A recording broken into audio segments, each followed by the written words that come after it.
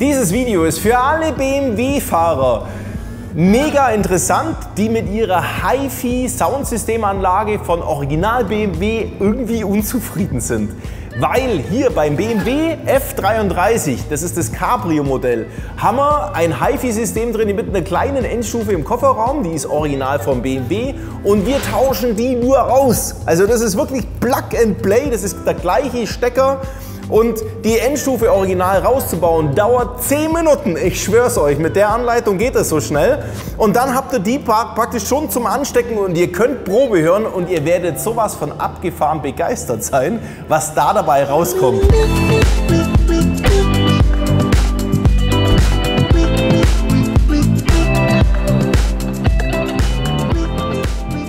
Die Match-Up 7 BMW ist nicht nur für das Modell hier, für den F33, sondern für alle BMW-Modelle, die das HiFi-Soundsystem haben und die Anordnung mit den 2 Subwoofer unterm Sitz und Mittelhochtonsystem. Also die ist breit einsetzbar, findet ihr übrigens bei uns im Webshop eine Liste, für welche Modelle genau die Endstufe geeignet ist. BMW Up 7 BMW. Wir machen jetzt erstmal das Verdeck vom Cabrio zu, damit wir hinten an die Endstufe drankommen und richtig arbeiten können. Hoho. Zum Soundcheck nehme ich natürlich gern meine Soundcheck-CD, die gibt es auch bei uns im Webshop. Da sind Stimmen drauf, da sind Gitarren, schön mit Anschlägen drauf. Saugeil zum Einstellen von Anlagen, dass man genau hinhören kann. Wir haben aber für euch natürlich auch unsere GEMA-freien Songs, wo wir euch jetzt mitnehmen auf unseren Soundcheck.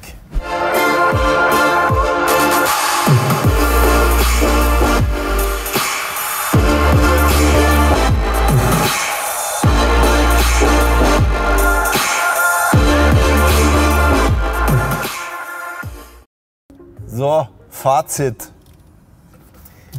Ganz grundsätzlich, wie bei vielen BMW HiFi-Anlagen, ist es natürlich auch hier so, dass man eigentlich immer voll aufdrehen kann. Und es ist dann gerade so gute Hörlautstärke. Also so richtig partymäßig unterwegs sein ist bei dem System nicht wirklich. Ich mag es auch nicht ganz schlecht reden, aber wir wollen ja eine Steigerung drin haben und wollen geilen Sound haben und da ist das noch ein bisschen dürftig.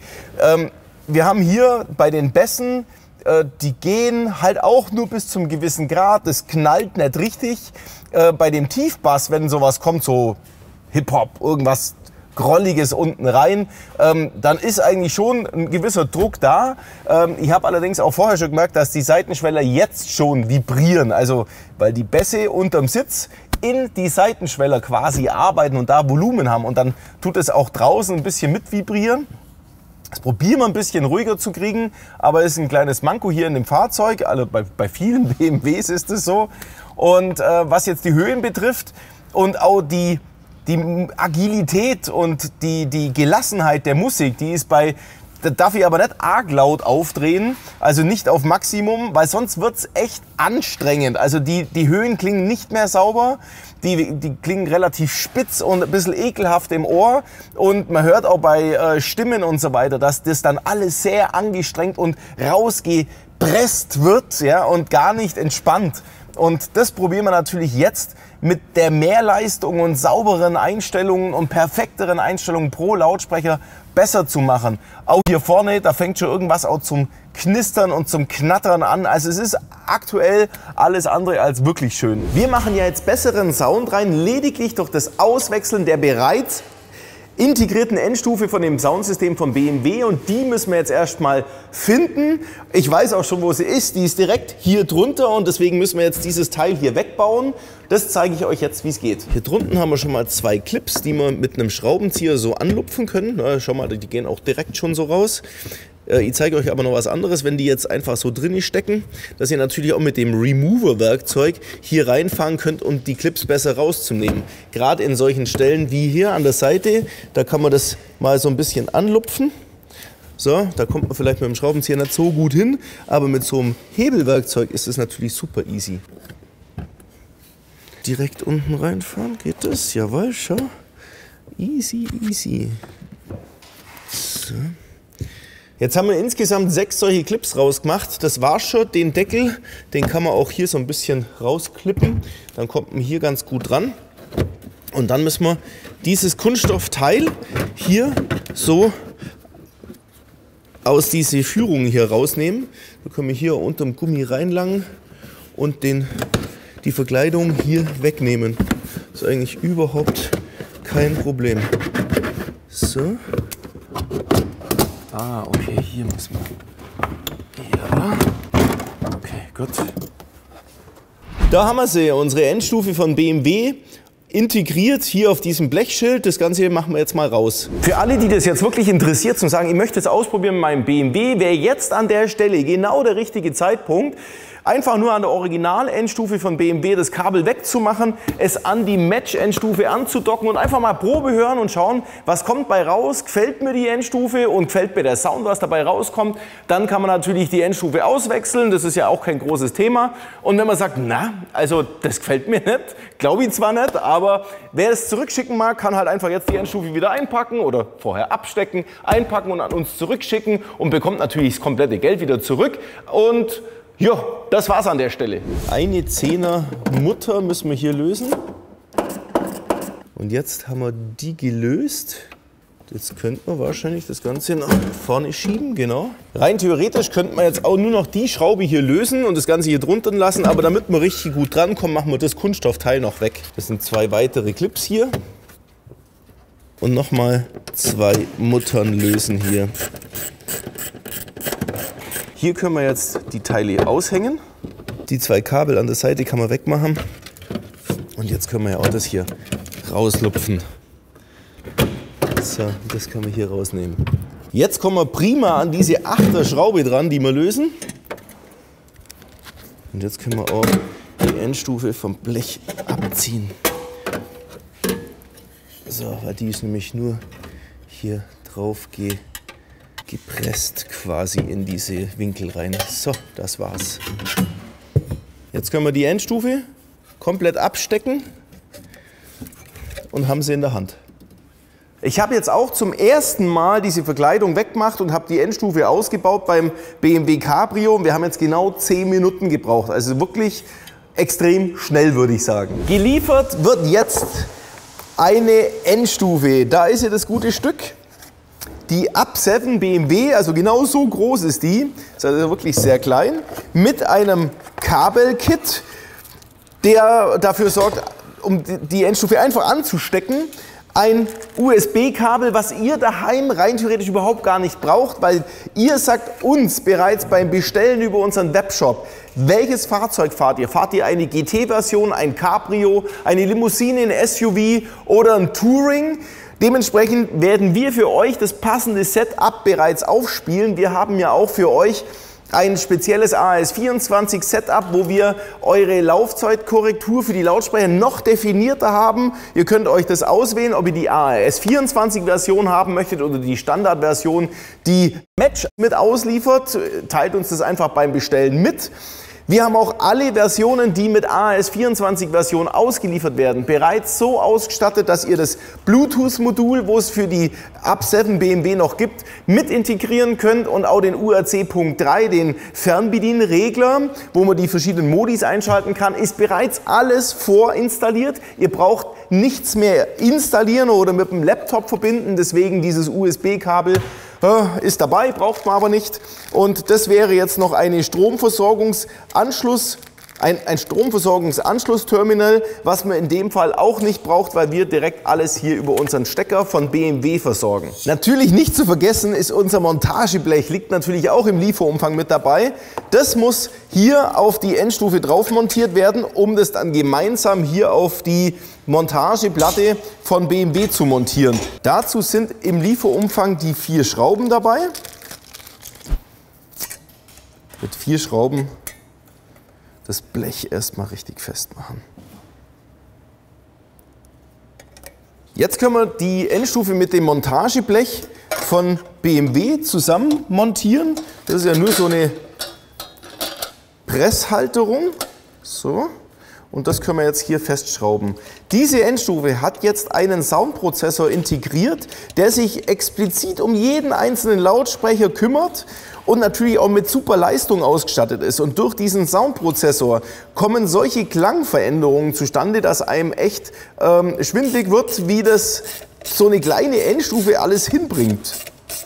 Die Original-Lautsprecher bleiben ja alle drin. Das heißt, diese Endstufe und dieses Sound-Setup, was wir jetzt hier drauf haben, ist speziell für das ganze Lautsprechersystem von BMW fix und fertig vorprogrammiert. Nur noch das Kabel anstecken an der Endstufe. So. Und jetzt können wir das ganze gute Stück hier anstecken. Und wer jetzt sagt, ich will es auch erstmal ausprobieren und wie klingt das? Mag ich die Endstufe behalten? Ja, nein. Der braucht ja jetzt noch gar nichts montieren. Der braucht ja eigentlich nur den Stecker in die Endstufe reinmachen und das Ganze hier zusammenstecken.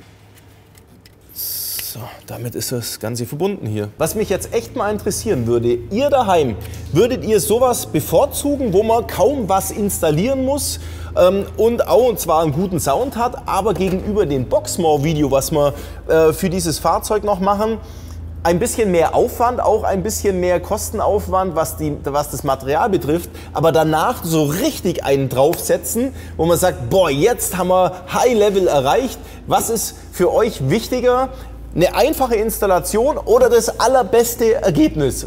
Haut das mal unten in die Kommentare rein, das würde mich interessieren. So, ich check jetzt erstmal meine eigene Stereo-CD, ja, da habe ich euch vorhin schon mal kurz erklärt.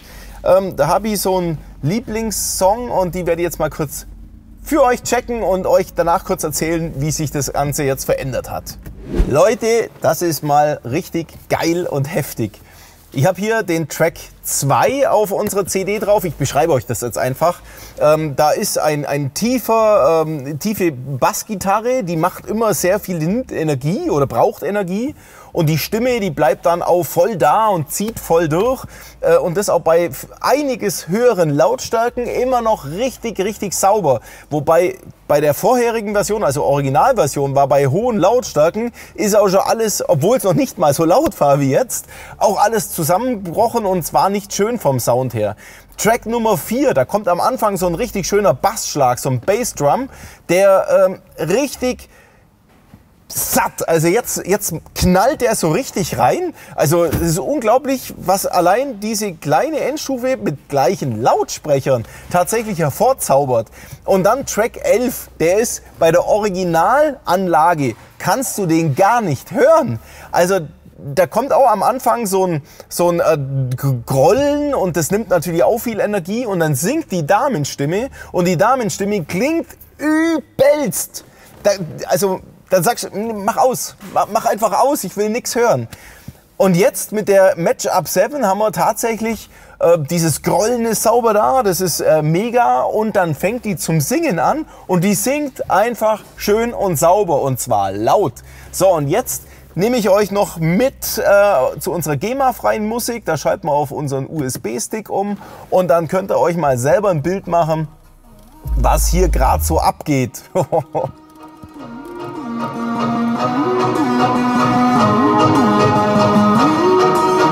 wir haben jetzt auch schon, würde ich sagen, viel mehr Power. Ich kann also jetzt unterhalten, muss ich mich richtig anstrengen und schreien. So, und der Bass, jetzt vibriert die ganze Kiste und baut extremen Druck auf.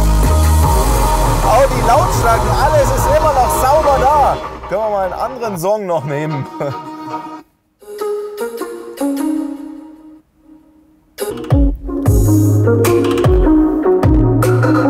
Boom, der knallt richtig.